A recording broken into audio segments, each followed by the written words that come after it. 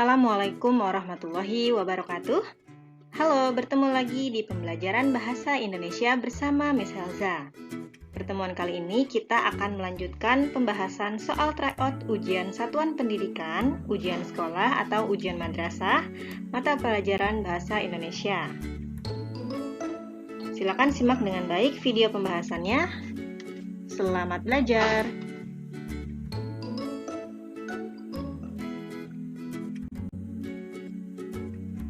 Untuk soal tryout 1 ini terdiri dari 35 soal pilihan ganda dan 5 soal esai. Untuk video di part 2 ini kita bahas 15 soal berikutnya dari soal nomor 16 sampai nomor 30.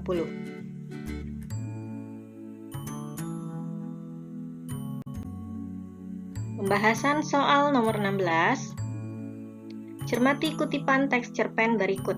Nah, kita lihat pertanyaannya ya. Latar tempat kutipan cerita tersebut adalah di... Nah, kita lihat kutipan cerpennya sedang menceritakan apa dan ada di mana latarnya. Selanjutnya kita lihat pembahasan. Latar tempat kutipan cerita tersebut adalah di ruang makan. Nah, kenapa di ruang makan? Latar tersebut dijelaskan secara tersirat atau secara tidak langsung karena di kalimat kedua berisi tetapi di meja makan mereka tidak ada yang bicara kecuali melirik bergantian pada wajah mama dan papanya. Nah, kalau di meja makan berarti latar tempatnya adalah di ruang makan. Jadi jawabannya yang D.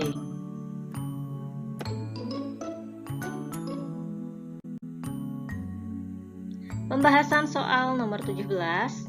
Cermati kutipan teks cerpen berikut. Pertanyaannya, watak tokoh aku suka menasihati dan perhatian dibuktikan oleh kalimat.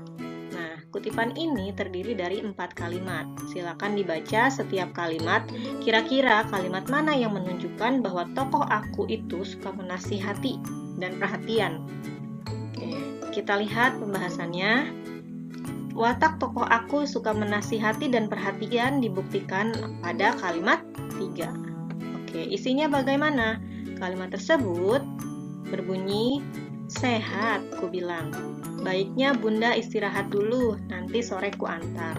Nah, tokoh aku itu perhatian kepada bundanya bahwa untuk istirahat dulu, nanti sorenya akan diantar.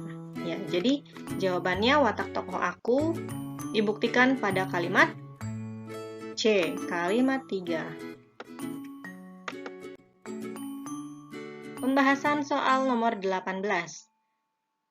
Cermati kutipan teks cerpen berikut. Oke, kita lihat pertanyaannya. Sudut pandang yang digunakan pengarang pada kutipan cerita tersebut adalah... Nah, silakan dibaca ya kutipan teksnya. Kira-kira kutipan teks ini menggunakan sudut pandang yang bagaimana? Apakah orang pertama tunggal, orang pertama jamak, orang ketiga pengamat, atau orang ketiga serba tahu? Nah, kita lihat pembahasannya. Sudut pandang yang digunakan pengarang pada kutipan cerita tersebut yaitu orang pertama tunggal. Nah, sudut pandang orang pertama dapat dilihat dari isi cerita dalam kutipan tersebut yang tokohnya menggunakan kata ganti orang pertama yaitu kata aku. Nah, kata ganti orang pertama ini sebetulnya terbagi menjadi 2. Orang pertama tunggal, nah biasanya ada kata aku atau saya. Kalau orang pertama jamaknya yaitu kami. Jadi, yang paling tepat sudut pandangnya adalah yang A, orang pertama tunggal.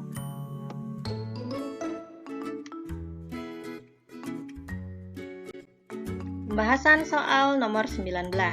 Perhatikan teks cerpen berikut dengan saksama. Oke, pertanyaannya, amanat yang terkandung dalam cerpen di atas adalah...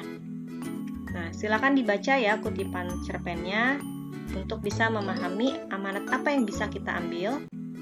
Oke. Setelah dibaca, kita lihat pembahasannya. Amanat yang terkandung yaitu kita harus mempertimbangkan keadaan orang lain sebelum meminta bantuan kepadanya. Kenapa amanatnya seperti ini? Nah, seperti yang ada pada kutipan, tokoh di atas, tokoh kita yaitu aku dan ibu meminta bantuan kepada Paman Husein. Tetapi, alangkah baiknya si ibu mengatakan kita harus mempertimbangkan keadaan Paman Husein tersebut apakah bisa membantu atau tidak. Jadi amanatnya, jawabannya adalah yang A. Kita harus mempertimbangkan keadaan orang lain sebelum meminta bantuan kepadanya. Sama halnya seperti yang ada pada kutipan di atas. Pembahasan soal nomor 20. Cermati kutipan teks cerpen berikut. Nah, pertanyaannya, konflik dalam kutipan teks cerpen tersebut adalah... Nah, silakan dibaca kutipan teksnya ya, biar tahu nih konflik itu apa. Konflik itu berupa puncak atau terjadinya masalah. Nah, masalah apa yang dialami dalam kutipan ini? Ya, dibaca kutipannya sambil kita lihat nih pembahasannya. Konflik dalam kutipan cerpen di atas yaitu Sandra selalu mendapat kesulitan dalam pelajaran mengarang. Kenapa? Penyebab konfliknya karena Ibu Guru Tati awalnya memerintahkan anak-anak harus mengarang berdasarkan kenyataan yang dialaminya. Jadi kalau pertanyaannya konflik berarti Sandra selalu mendapatkan kesulitan dalam pelajaran mengarang. Jawabannya yang C.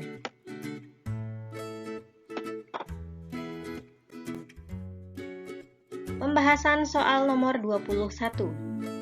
Cermati kutipan berikut. Pertanyaannya, tanggapan positif berdasarkan kutipan tersebut adalah... Nah, ini sudah masuk materi teks tanggapan. Silakan dibaca kutipan teksnya. Kira-kira tanggapan positif dari teks kutipan di atas apa? Oke, kita lihat pembahasannya. Tanggapan positif yaitu, menurut saya, kreativitas perempuan penulis Indonesia telah berhasil memikat banyak pembaca. Kenapa jawabannya seperti itu? Karena pada akhir tahun 90-an, tingginya apresiasi pembaca karya sastra dilahirkan oleh sejumlah penulis perempuan. Nah, di sini disampaikan dalam kutipan di atas. Nah, dunia sastra pada akhir tahun 90-an hingga saat ini tidak hanya dinominasi oleh perempuan muda. Era ini juga ditandai dengan tingginya apresiasi pembaca karya sastra yang dilahirkan oleh sejumlah penulis perempuan. Jadi tanggapan positifnya yaitu yang A. Kreativitas perempuan penulis Indonesia telah berhasil memikat banyak pembaca. Pembahasan soal nomor 22. Bacalah ilustrasi berikut. Oke, dibaca ya kutipan teksnya. Pertanyaannya, kalimat tanggapan negatif berdasarkan ilustrasi tersebut adalah... Oke, silakan dibaca setiap pilihan jawaban yang ada dan cocokkan dengan kutipan yang sedang dibahas. Oke, tanggapan negatifnya yaitu pelaksanaan UN online perlu ditinjau ulang mengingat banyak sekolah belum siap menjalankan sistem baru ini. Nah, karena ujian nasional atau UN online ini memerlukan sarana dan prasarana yang memadai. Sedangkan realitasnya masih banyak sekolah-sekolah, terutama di daerah terpencil yang belum memadai baik dari sarana dan prasarana untuk melaksanakan ujian nasional online. Tuh ya, jadi jawaban yang tepat kalimat tanggapan negatifnya yang C.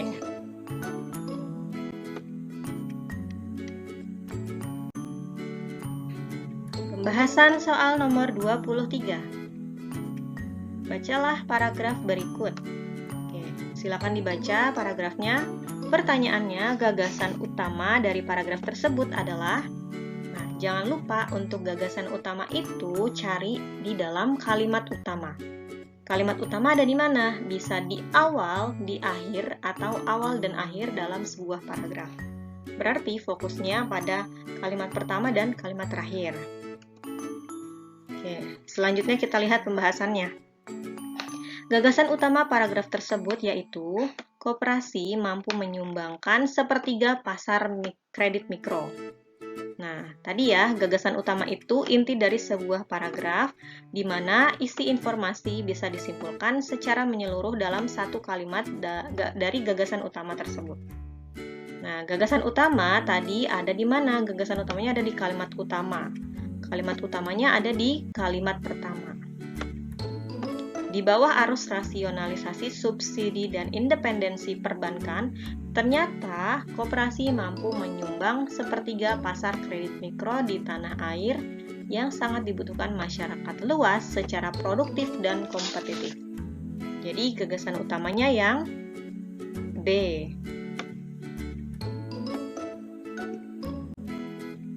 Pembahasan soal nomor 24. Bacalah paragraf berikut. Pertanyaannya, simpulan paragraf tersebut adalah, nah silakan dibaca keseluruhan teksnya. Kalau gagasan utama tadi, kalian hanya fokus pada kalimat pertama dan kalimat akhir. Tapi kalau simpulan, baca semua kutipan dan simpulkan keseluruhan informasi yang ada pada sebuah paragraf tersebut. Oke, kita lihat pembahasannya. Simpulannya yaitu, Ketua LSM tidak hadir dalam acara peresmian Gedung Serbaguna. Simpulan paragraf di atas dinyatakan secara tersirat maupun tersurat. Nah, simpulan tersebut diambil dari beberapa informasi yang digabungkan dari kalimat 1 hingga kalimat 4. Jadi, menyimpulkan dari paragraf ini bahwa Ketua LSM tidak hadir dalam acara peresmian gedung. Jawabannya yang B.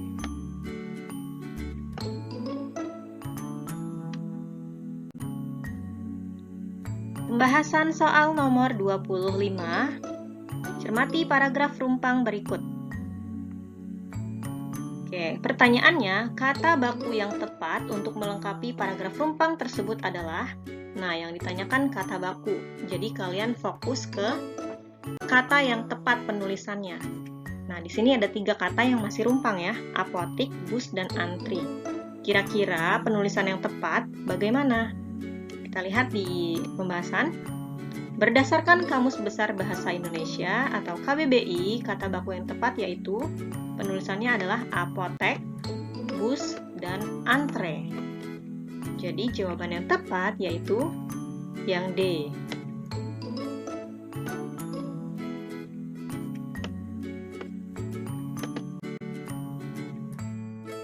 Pembahasan soal nomor 26, bacalah paragraf berikut. Oke, kita lihat pertanyaannya masih kata baku ya. Kata baku yang tepat untuk melengkapi paragraf tersebut adalah, nah di sini ada 3 kata yang masih rumpang. Katanya ada apa saja? Karir, aktivitas, dan inovasi-inovasi. Penulisannya yang benar dan baku itu bagaimana? Ya, kita lihat pembahasannya. Berdasarkan KBBI, kata baku yang tepat yaitu karir, yaitu tulisannya karier. Aktivitas pakai huruf V, dan inovasi-inovasi juga pakai huruf V. Jadi jawaban yang tepat adalah pilihan jawaban yang C.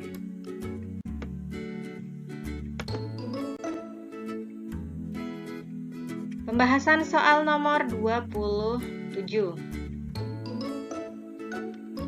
Bacalah kutipan berikut.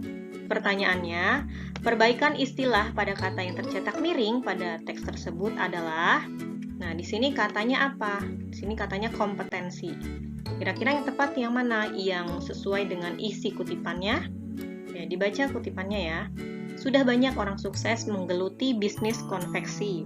Namun, tidak semua orang tahu cara meraih kesuksesan tersebut. Peluang usaha yang satu ini memang sangat menjanjikan. Salah satu faktor utamanya adalah minimnya pesaing atau kompetensi dan modal yang relatif kecil. Nah, di sini faktor utamanya adalah minimnya pesaing. Nah, makna lain dari pesaing itu apa?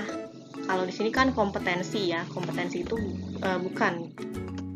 bukan kata yang tepat. Jadi yang mana yang tepat? Perbaikan istilah yang tepat yaitu kompetitor. Nah, di dalam KBBI, kompetitor bermakna orang yang bersaing. Jadi sesuai dengan kata yang sedang dibahas sebelumnya ya. Jawabannya yaitu yang B. Kompetitor.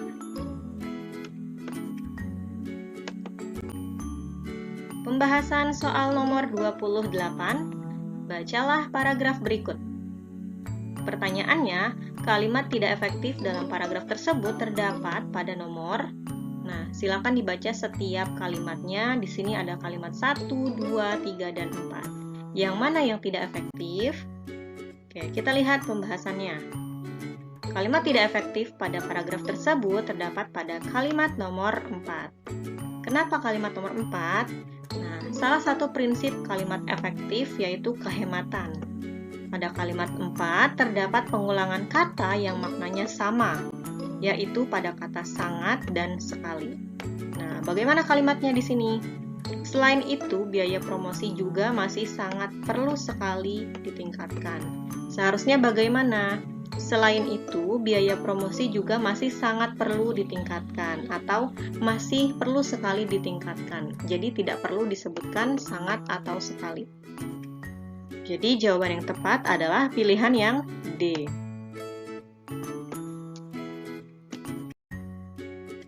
Pembahasan soal nomor 29.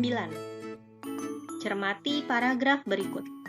Pertanyaannya, kalimat yang tidak padu pada paragraf tersebut ditunjukkan pada kalimat nomor. Kalimat tidak padu itu apa? Kalimat yang tidak berkesinambungan dengan apa yang sedang dibahas atau apa yang menjadi topik dalam pembicaraan dari suatu paragraf. Nah, ada di kalimat berapa? Ya, silakan dibaca ya setiap kalimatnya dari kalimat 1 sampai kalimat 4. Pembahasannya yaitu yang tidak padu ada pada kalimat nomor 3. Kalimatnya bagaimana? Indonesia memiliki tingkat produksi paling rendah dibanding negara-negara Asia Tenggara lainnya. Nah, kenapa tidak padu dan tidak berkesinambungan? Karena kalimat sebelumnya itu sedang membahas mengenai kandungan antioksidan pada susu ya, dimulai dari kalimat 1 nih. Susu mengandung antioksidan alami yang diperlukan tubuh. Nah, di kalimat 2 juga disampaikan, antioksidan tersebut bermanfaat untuk menjaga mekanisme pertahanan tubuh. Nah, kalimat 3 tadi yang tidak padu ya. Nah, kalimat 4, oleh karena itu mengonsumsi susu hangat sangat penting untuk menjaga kesehatan tubuh karena punya antioksidan alami. Jadi, jawaban yang tepat dari soal ini adalah yang C, kalimat 3.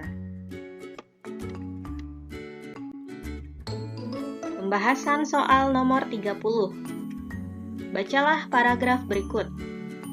Pertanyaannya, penulisan kata yang tidak sesuai dengan EBI atau ejaan bahasa Indonesia adalah apakah yang A, suku bangsa, keanekaragaman pakai tanda hubung, suku bangsanya kapital, atau yang B, suku Sasak, suku Bugis, atau yang C, beraneka ragam dan bangsa Indonesia, atau yang D, bahasa Madura dan bahasa Sunda. Jawabannya yang mana? Ya, kita lihat pembahasannya. Penulisan kata yang tidak sesuai dengan kaidah EBI adalah suku bangsa dan keanekaragaman. Kata suku bangsa tidak menggunakan huruf kapital, kecuali ada nama suku yang mengikutinya. Misalnya, suku Sunda gitu ya, sukunya huruf kecil, nama sukunya yaitu huruf kapital. Dan pada kata keanekaragaman tidak perlu menggunakan tanda hubung. Jadi langsung ditulis ya, keanekaragaman. Jadi jawaban yang tepat dari soal ini adalah pilihan yang